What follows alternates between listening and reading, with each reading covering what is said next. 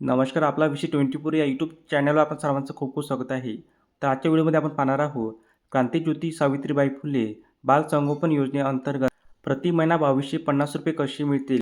योजनेसाठी कोणकोणते कागदपत्रे? संपूर्ण माहिती या व्हिडिओमध्ये सविस्तरपणे पाहूया. क्रांतीज्योती सावित्रीबाई फुले बाल संगोपन योजनेअंतर्गत प्रत्येक महिन्याला लाभार्थी बालकाला ₹2250 आर्थिक मदत केली जाते व ही मदत थेट लाभार्थीच्या बँक खात्यात जमा होते.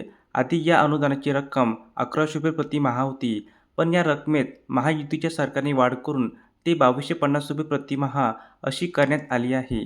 या सावित्रीबाई फुले बालसंगोपन योजनेअंतर्गत या पात्र मुलांना ₹2250 दर महिन्याला मिळतात. असे वर्षाला एकूण ₹27,000 मिळतात.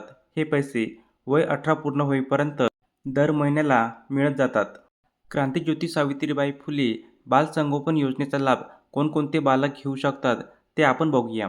निराधार व गरजू बालक, ज्या मुलांना आई किंवा वडील नसतील अशी मुले, ज्या मुलांना आई व वडील दोन्ही नसतील असे मुलं, कोविड कालावधीत पालक गमावलेली मुले, जे परिवार आपल्या मुलांना सांभाळण्यासाठी असमर्थ असतील ते बालके, मतिमंद मुले, अपंग मुले, दोन्ही पालक अपंग आहे असे मूल, HIV ग्रस्त पालकांची मूल, ज्या मुलांचे आईवडील गंभीर आजाराने रुग्णालयात भरती असतील ती मुले, ज्या बालकांचे पालक मानसिक रुग्ण आहे ते बालके, ज्यांचे आईवडील घटस्फोटित आहे ती बालके, ज्या मुलांच्या पालकांना पत्ता लागत नाही अशी बालके, जे दत्तक घेणे शक्य होत नाही अशी बालके, ज्या बालकांना कुष्ठरोग झाला असे बालके इत्यादी प्रकारची मुले या योजनेचा लाभ घेऊ शकतात. या योजनेचा लाभ घेण्यासाठीची पात्रता: लाभार्थी महाराष्ट्राचा रहिवासी असावा. लाभार्थीचे वय 0 ते 18 वर्ष दरम्यान असावे. अर्जदार या योजनेच्या निकषात बसला पाहिजे. एका कुटुंबातील 2 किंवा जास्त मुलांनाही या योजनेचा लाभ दिला जातो. क्रांतीज्योती सावित्रीबाई फुले बाल संगोपन योजना या योजनेचा लाभ घेण्यासाठी काय काय कागदपत्रे आवश्यक आहे ते आपण पाहूया. या योजनेसाठी करावयाचा अर्जाचा नमुना कुठल्याही झेरॉक्सच्या दुकानामध्ये मिळून जाईल.